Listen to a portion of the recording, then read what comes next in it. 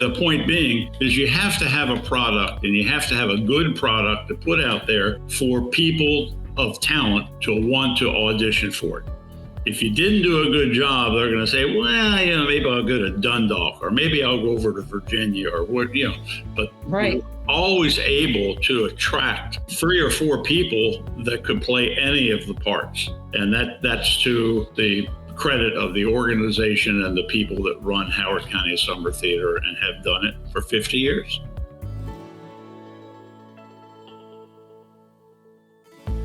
Greetings from Columbia, Maryland, where we are recording Razzle Dazzle Radio, a show brought to you by Howard Community College.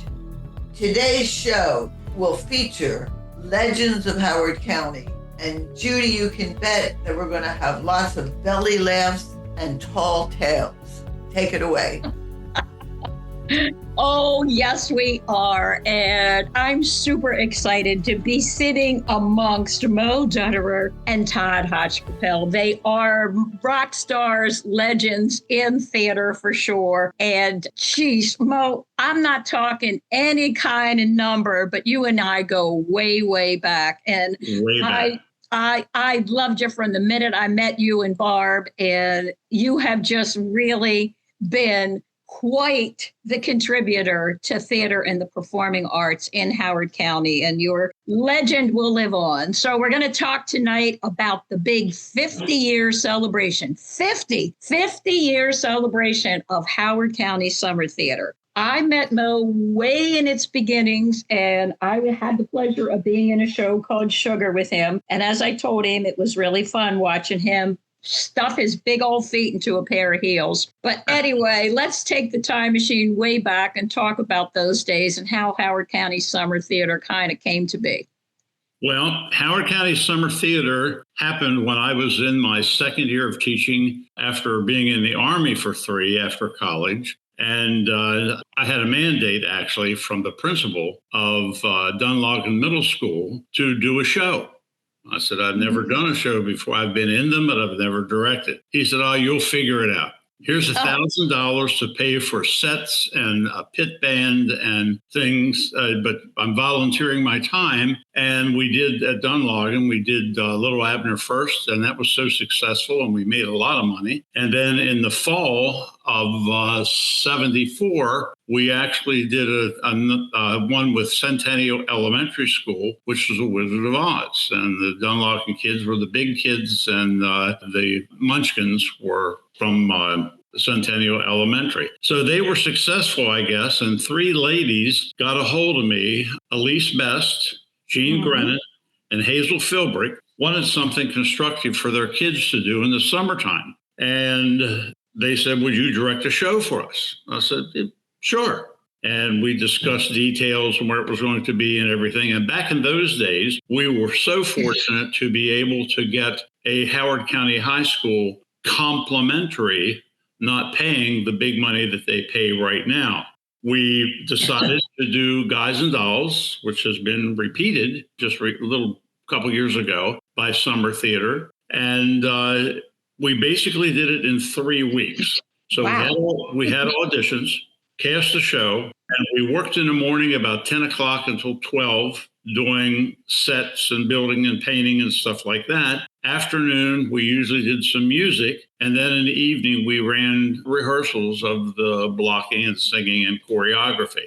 And we put it on in 3 weeks. And it was amazing to work that way because almost everyone in the cast was either a teacher or a student at mainly Mount Hebron High School, Glenelg High School, and Howard High School. Since Centennial High School wasn't there yet, and I didn't have that job then. So we had a ball, and we put the show on and said, well, the ladies that started it came to me and said, do you want to do it again next year? Sure, why not? It was fun. It was a big, it gave something to the community. And that's when Judy and I were able to work together for, I think, the first time. And we actually then put on Sugar, which is a musical version of Some Like It Hot, one of the all-time movies that was ever made. So that's how we actually started. And it just grew and grew and grew. And I directed the 3rd year also. So Guys and Dolls, then Sugar, and then Bells Are Ringing with Jack Schwam being the lead, and Sharon Cole was the Sweet Sue at the answering machine, if anybody remembers that show or even knows that show anymore. But Right. that's how we got started. And then I took a break from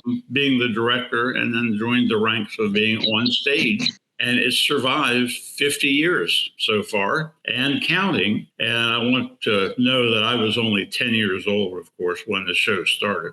I forgot to mention that. Me too. Yeah, we're both 10. You were a prodigy. You were a prodigy. So when did Tom then take over? Either Todd or Mo, you can answer that. He took over, I think, at 84. Okay. That is correct, with The Sound of Music. So prior to that, Tom was the rehearsal pianist for many of the productions. So he got roped in, and he's still roped in after 40 years. Tom Stanky is, as you said, legacy, but he's the engine behind the whole group right now. He's been fabulous and is just so dedicated to doing what our mission is, bringing out people to be engaged with musical theater, whether they're in it, on stage, behind the scenes, and to the community, because we're bringing reasonably priced, high quality shows. And it's just so fabulous how these three women, three moms, got together 50 years ago and to do this fun thing that maybe they thought was just going to last for a few years, but 50 They were getting their kids off we're the still street. going What the heck? strong as ever. And then 50 more are going to happen. Exactly. Yeah. Well, so for any of you out there that don't really understand what Howard County Summer Theater does, besides creating amazing theater for entertainment, it creates amazing theater for actors and actresses here in the county, and full families come. Full families keep their summers open so that they can be together performing. And what began maybe a little smaller has really grown, and it is like cast the thousands. So it is a lot of people on stage. Last summer, I'm pretty sure, for Joseph and the Amazing Technicolor Dreamcoat, I don't think we could have gotten one more person on stage. I'm just saying as one of the viewers. But it's such a beautiful combination of exactly what it's meant to be, community and theater. And it still holds true to that because of the engine that you described, Todd, because of Tom and his values and how he wants to keep it rolling. I know that he does a huge cast party every year at his house. So, I mean, he keeps certain fun traditions going. So, Todd, how did you find your way into all this? Well, I saw a production of Beauty and the Beast, and I had never even heard of Howard County Summer Theater. So that was back in 90-something. And so I was like, why don't I know about this? So I got into acting. So the following year, I auditioned for Guys and Dolls and got a part. And so then I was in parts. And then they asked me to be part of the board. And they probably were like, oh, my God, this guy's going to change too much. But I did. But what we needed to go to the 21st century. So, we have electronic ticketing now. We have, a lot of other things. So we're just growing the organization. And at that same time, we still were doing a children's version of, we did right.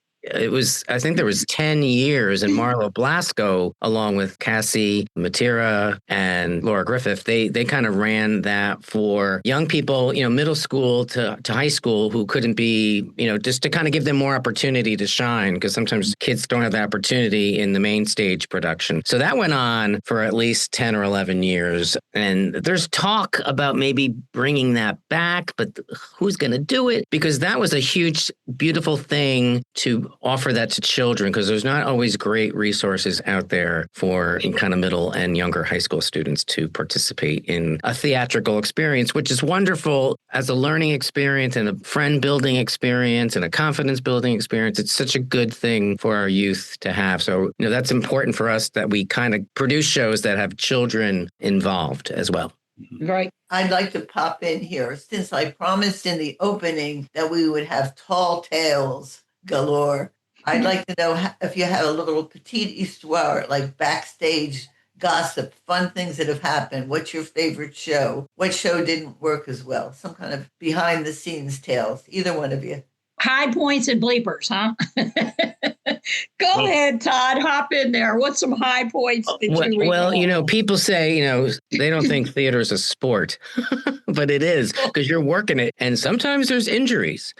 I broke my hand. I have a Band-Aid on this finger, but that's not this injury. This was like in Les Mis. I got my hands hit hard and my hand broke while in a performance. Oh my God. Yeah. And so I went to grab my madame's hand and I was like, no. I didn't know I broke it at the time until the next day, but the show must go on. So there are injuries that happen either during an actual show or, during a rehearsal. So theater is very physically demanding. So that's one story. Mary Poppins, this was a rehearsal. There was tap shoes involved in flying, and someone who was wearing a tap shoe hit someone's head, and there was blood and stitches involved, and those are tall tales. They're not tall tales, they're real tales. They're real tales, exactly.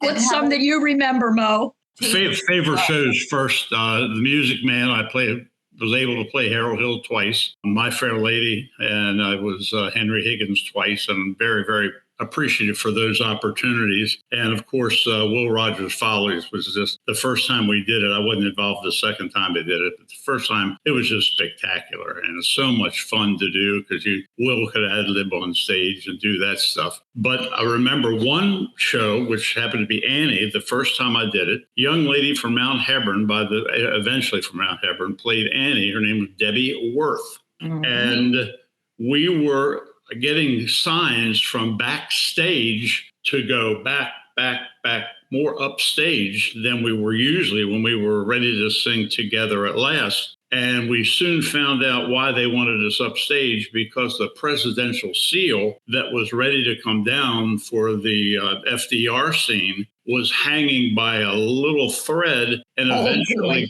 crashed right in front of Debbie and myself. So, there are things above you that hopefully stay there, but sometimes the nail wasn't strong enough. And what happened then, as soon as it crashed down, two of the butlers came strutting in on stage, picked up one end, the other end. This seal was probably about 6 feet by 6 feet. Picked it up in very good posture and dutifully took it into the left wing.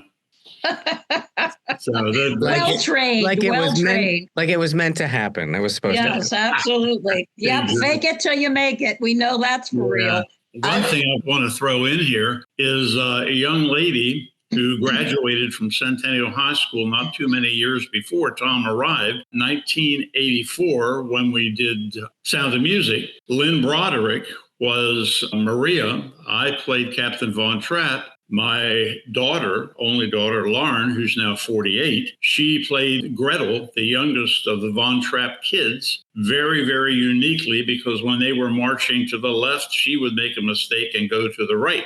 And she had a little bit of a speech impediment at that time. And when she said, I hurt my finger, it came out of her mouth, I hurt my finger. And they got a big chuckle out of the audience. But the lady I really want to mention is Amanda Shergy. Amanda Tritell was his name in high school. And she is one of only two young ladies that I permitted and had so much respect for to choreograph any of the Centennial High School shows. The other one was Lauren Lynch. And Amanda's just been a godsend to Howard County Summer Theater also, along with Tom Sankey, because they've been together for a long, long time doing theater. Yes, yep. Amanda, who now is Amanda Slayton, is vital. And she still does choreography for our shows. Usually she does at least one number because she lives in Delaware now, but she comes back to do this because she loves the organization. And she's a delight. She's so organized and so calm and sweet for people who can't move.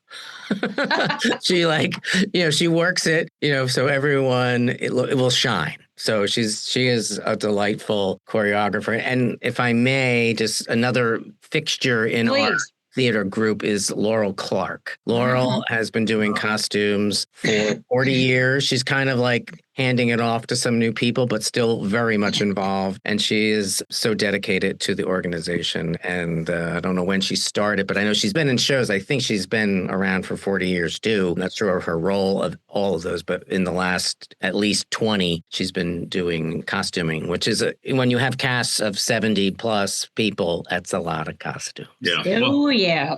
I remember traveling to her trailer in her backyard and just being amazed. I mean, this is big numbers Howard County Summer has involved and has been playing too, because they are one of the longest running community theaters too, besides the fact that they run like 8 shows, right? Isn't it around 8 shows, Todd, that you all have? That is generally the number of shows, correct? Yep. And then we also a big thing. I don't know if this started in the very beginning, but it sounds like it did. That there was always a pit band. There was always live music playing, and it still is the case. And that is a treat because that is not always the case now. And that takes an extra step. And so we've had wonderful pit bands across the years. Many of the people coming back because they love it, because they get to practice their craft of playing their instrument. And conductors like Kevin George of recent has been done tons of shows. So it's amazing to have that. That brings an extra magic to every production, I think, to have live music. It absolutely does. I was thinking before with the tales, a little bit of petite histoire, some romances, or, that was. Well, there is that. Let's just say that does happen. And let's just leave it at that. Oh, darn. Come on, Mo. That's going to be going back.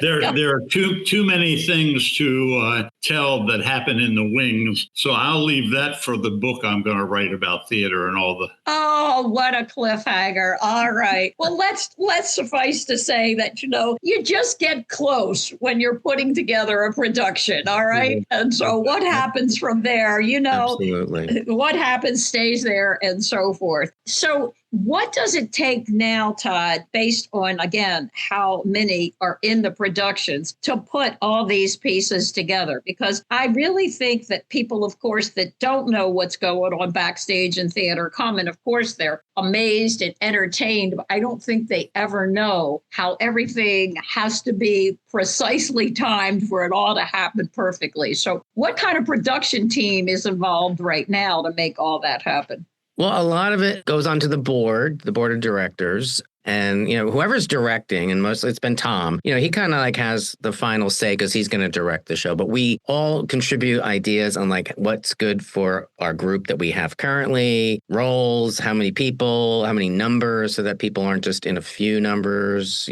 so because you don't want people being bored. So, that picking the show is kind of a monumental decision. And now for some reason today, it's difficult to get the rights to use every show that you might want to do. Yeah. So you have to kind of fight that battle. So once the show is picked, it's casting. So that's a setup, and then it's the rehearsal schedule. And that you think, oh, that's not a problem. No, you're trying to make your schedule based on everyone's conflict. So that's always a challenge. Getting people to show up, getting your choreographer, getting your pit band, there's a lot of coordination that happens. And that's kind of all happening like in the early spring. And then, rehearsals start headstrong in April with 8 weeks of rehearsals, tech week, marketing. So many things. But so it takes a small village to kind of create things to make it all happen so that everything is polished and you have an audience, and the goal is to, kind of break even. We tend to kind of make a little profit here and there, which we give out to charities. It's a wonderful thing to do as well, to support our community. We kind of keep the charities. I think this year we sent $3,000 to 3 different organizations. Luminous, Prepare for Success, which is a Howard County Public Schools initiative, and the third one is escaping me. But we kind of always try to relate it to what the show is, kind of the need of the show. So, Mo, when in the beginnings, about how many were in the productions for the first couple years? Guys and Dolls, probably about 40. And in Sugar, probably about the same number. Okay. Tried to keep it there. And then when Sankey arrived on the scene, it went to 180. Well, you got to love that. Todd mentioned something that was really interesting to me. I remember back in the 6 years between when I directed Bells Were Ringing and then Tom started in '84, we had a couple of, a lot of individual people that directed for 1 year. And one of them was a dear friend of mine, Don McBee, who was a drama teacher at Wild Lake High School. Yep. And he told me, I said, well, what are you going to direct next year, Don? He said, well, I think I'm going to do Cabaret. I said, oh, great show. Who do you have for Sally Bowles? He said, somebody will come out. Nobody came out that could play that part. So they changed the show. And I want to say it was South Pacific. And that's the only time I believe that we did South Pacific. Maybe year 4, 5, or 6, somewhere in there. Yeah, it was it was 1983. Don directed. Kitty Wright was the musical director. Yep. And Sandra Smith was the choreographer. Okay. Yep. Wow. Yep. Sandy Smith, again, that's a name I haven't heard in decades. Right, yeah. And wonderful lady, wonderful choreographer. But the point being is you have to have a product, and you have to have a good product to put out there for people of talent to want to audition for it. If you didn't do a good job, they're going to say, well, maybe I'll go to Dundalk, or maybe I'll go over to Virginia, or what, but Right. always able to attract 3 or 4 people that could play any of the parts. And that's to the credit of the organization and the people that run Howard County Summer Theater and have done it for 50 years. Well, that's a good point. And following up on that, then I'm going to ask you, Todd. So it must be tricky now in these days because things are ever so changing. And so when you say shows like South Pacific, those kinds of shows really are not that attractive to younger folks in whatever anymore. I mean, that classic kind of theater that I'm going to say all of us still remember and hold our hearts about. So how do you come up with, your ideas for shows to be able to keep it attractive to all ages? That is a very good question. And it's always in a little bit of a debate whether to do a classic or a new classic. So there has been newer things done of late, and that like Les Mis, Hairspray. I'm just drawing a blank, but you try to get some new pieces out there. But I think it's fine to do the classics because they are the classics. And for those young people who don't know about the classics, it is a learning experience in terms of how it's musically put together. Sometimes the vibrato is kind of dated, but if you work it, you can, if it was written right, it still works if you act it right. So it's a learning lesson. And I think people enjoy the classics because of the nature of it. Yep. So how are you going to celebrate your 50th anniversary? We're having a big bash. We're having a gala on November 6th at 10 Oaks Ballroom. Tickets are just about to close. So if your viewers or listeners hear about it, we'll try to help you out if you want to come, because we have to get the numbers to the caterer. They need to know how many staff that they need. We have about 230 or 40 people already signed up. We have room for about 50 more. But again, we have to close it out. But this party's going to be awesome. It's going to be an evening from 6:30 to 10:30 of reunions, celebrations, performances. There's a sit-down dinner. There are some little acts before our hour of entertainment where Mo is doing some numbers, and I am joining him for one. So we're going to practice that. Not today, but in the near future. Well, that's reason so enough. There's a lot to of come. things happening, At but the it's dinner. at the dinner, and then there'll be dancing afterwards. So Mo and his wife, I know, will be ballroom dancing because that's his thing. Oh, good. That was All right. the dancing. I said Mo's going to want dancing. I want dancing. I want people to be able to mingle and enjoy the evening. So we're going to do some performances, which, we have limited rehearsal time, but as our nature of our organization, we want it to be polished and good, even though it's kind of like a fast hit, if you will. But that's how we're celebrating. And that's just one thing. So I'm trying to put out on social media, like this will go out there to know our history. I've written a press release about the history of the organization so people can know the depths of what we're doing. So the gala is one element of that. And, I don't know exactly the date when we turned 50, but we could be celebrating 50 years for at least 2 years. We're Nobody's going to hold you to it. We're gonna get used to that logo. The thing that I love about this idea is it really does represent Howard County Summer Theater because, look, nobody has parties like this anymore where we get together and we celebrate and we dance. And this is a beautiful thing. And so to the point of the classics and picking shows and so forth, I guess the question's going to remain that some of these newer genres of plays, will they stay classics 50 years later? Will anybody remember them? I don't know. None of us are going to probably get to answer that unless, we're in the afterlife all singing and dancing together, which of course I hope we are. So I'm going to give a big shout out to you, Mo. And I also want to fondly remember that Mo was part of our Razzle Dazzle team in the beginning. Carolyn, Mo, and I decided together, let's put on another show. And so we got together. And so it's been super fun having you back on. And if you want to hear more fun stories, you want to celebrate, sing, dance, be happy. And right now, who doesn't? You better get on the horn and get that ticket, like Todd said, November 6th. And you even get a good dinner and everything. So you're not going to want to miss that. So please. And the caterer loves our organization so much because they realize what we're doing. So they were like, I was going to have drink tickets, right? Because we're trying to keep the cost low. And they're like, for that, I'm just going to make a beer and wine open bar for you. So there is an open beer and wine only bar. So there's Top it off. I mean, that's and a champagne toast. How about that? Wow. Okay, Yeah. So, even a wedding that you had to get invited to, right? If you can still get tickets, it's hcst.booktix.com. There's the plug.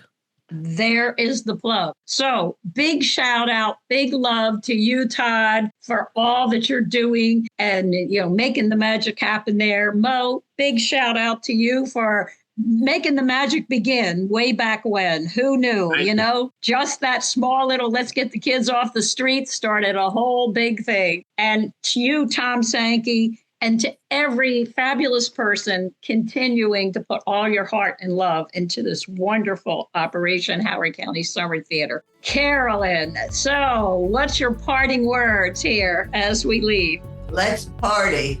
All right. I love it. All right. Until next time, this is Razzle Dazzle Radio with Carolyn and Judy, and we will be partying on November 6th. Hope you will too. Thanks for listening to Dragon Podcasts. Connect with us at podbean.com/dragonpodcasts.